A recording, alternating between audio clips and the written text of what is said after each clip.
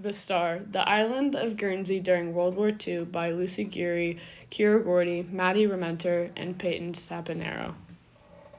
World War II began on September 1st, 1939. It was sparked by Adolf Hitler's invasion of Poland, which had long been planned despite Poland's military support from Great Britain and France if it were attacked. Not but 2 days later, Great Britain and France declared war on Germany, otherwise known as the start of World War II. One of the places affected was Guernsey. It is the second largest island in the English Channel off the coast of Normandy. It was historically a British territory up until 1940. The Channel Islands were the only pieces of British soil that were German occupied during World War II. Guernsey is a small island, so many are unaware or ignore its history, although its history is rich and was a point of tension during this time. On June 30th, 1940, a year after the start of World War II, the Germans took hold of Guernsey and the rest of the Channel Islands. Britain's Prime Minister, Winston Churchill, decided to pull their military from the islands due to high risk for their soldiers, leaving it open to attack from Germany. Guernsey stayed under German occupation until its liberation in 1945. The local newspaper in Guernsey, The Star, was very audited. It took a German approach to the news while residents of the island didn't have the same views that Germany did. There was a lot of information coming from Germany's perspective of the war, and little to none from the English.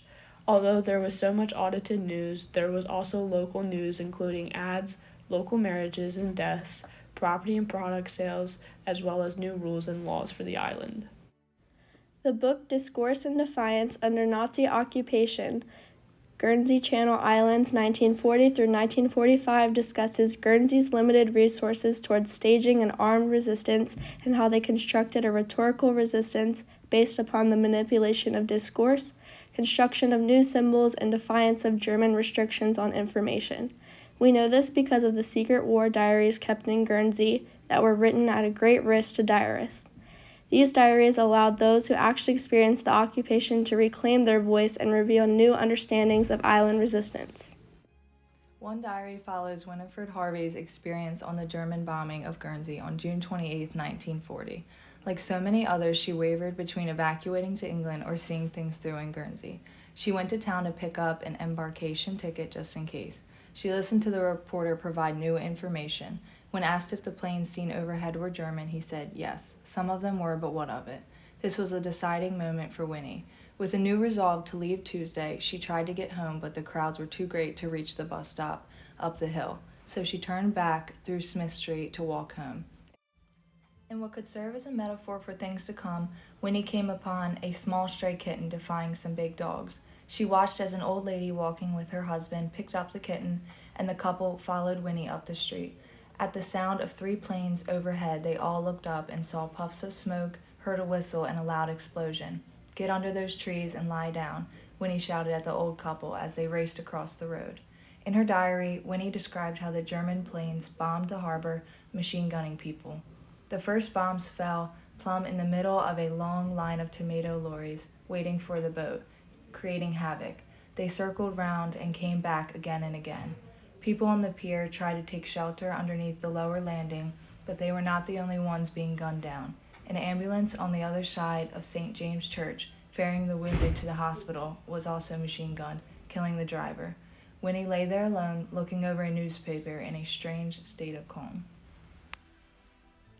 Her story showcases what many of the islanders were going through at this time, deciding on the thought of leaving, staying, or just going about their life.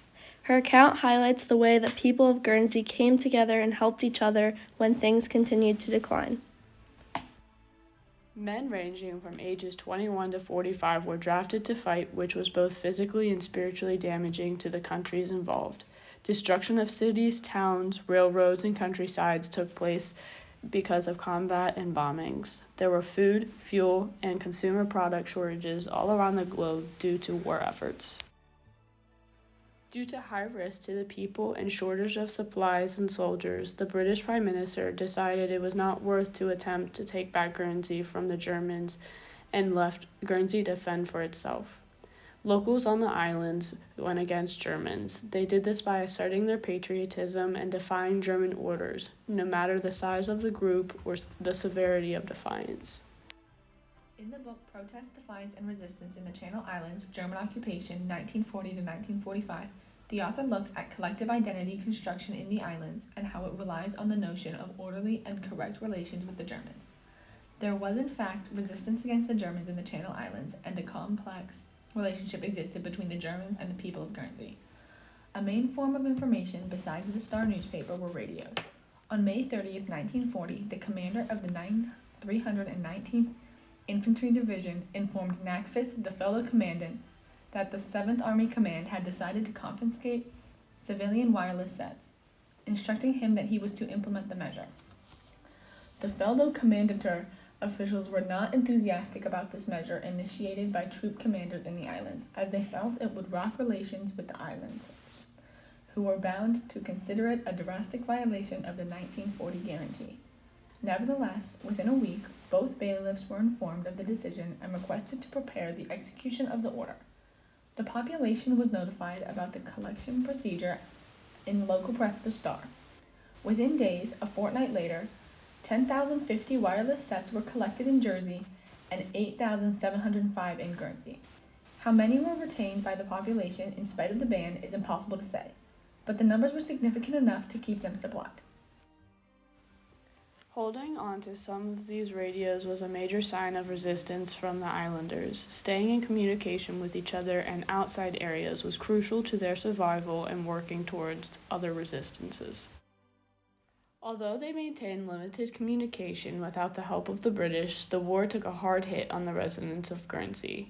Their island became a prison camp, and they suffered starvation during these years. They were also cut off from the rest of the world, with little to no people coming onto the island, except to work in the prison camp. This isolation led to the residents having almost no unfiltered outside news.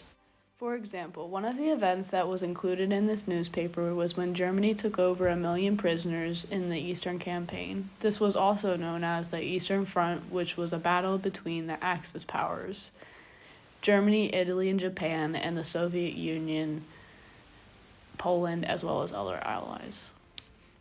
In the book Adolf Island, the Nazi Occupation of Alderney, the author gives some more insight on the prisoners forced into slave labor. Through extensive archival research and the results of the first in-field investigations of the crime scenes since 1945, a network of concentration and labor camps, fortifications, burial sites, and other material traces connected to the occupation have been found. More than 6,600 forced laborers and slave laborers were sent to the Channel Islands from Europe and North Africa as a part of Nazi construction programs. Most came from Ukraine, Russia, Poland, and other Soviet territories, but the workforce also included large numbers of French, Jews, German prisoners, people fleeing from Franco-controlled Spain, and natives from the Channel Islands. These men were held in at least 20 camps, incarceration sites, and farms across the island. Hundreds more volunteer laborers included small groups of women and also worked on the island. The analysis of documentary records, witness testimonies, and graves led researchers to conclude that between 700 to 1,000 men were killed on Alderney, up to 600 of whom had never been found. The true number is undoubtedly higher due to the Nazis' attempts to hide their crimes. This insight is helpful to understand the gravity of the situation that the islanders and the slaves that were on the island went through. Germany placed a lot of restrictions on the islanders, including placing bans on belongings and placing a curfew on the people of the island. A ban that was created was the control of cereal order. One section stated, every transaction in cut or threshold cereals other than the sale of threshold cereals to the Farm Produce Board is hereby prohibited. The news tends to portray England negatively and German positively. One of the few articles in the newspaper that involved the English was the fact that the English soldiers and sailors were demanding higher pay since they weren't getting equal pay compared to factory workers. For example, an excerpt from the Star titled "Difficult Cooperation" is generally known to disprove England's political and military methods. and always finds something to censor. One of its recent comments was to the effect that Mr. Winston Churchill had been holding rather a prolonged conference that had not stopped with his American guests. Another excerpt titled British Subject Invited to Leave America stated that British citizens residing in America were officially asked to return to Britain, which at the time were about 201,000 British subjects in the U.S., although many of them preferred to stay in America and serve in the army. Advertisements and news were a large part of Britain's at-home war efforts, which was an easy place to insert propaganda. The Ministry of Information gave a narrative to the public that was very one-sided and wasn't questioned. By the end of the war, there were government committees and groups for every form of media possible who were responsible for controlling the story. Propaganda is similar to guerrilla warfare. It's not dignified and is directly aggressive in its approach. Guerrilla warfare has become a trigger word in the media because of its negative connotation. The idea of propaganda was known by the public. An article from the Star was titled "The False News" and spoke of the fact that Americans and British governments were using propaganda. One way that the Germans controlled the media in Guernsey was by getting rid of people who openly exposed the Germans. The Star also ran a story about a local 24-year-old who went missing without a trace.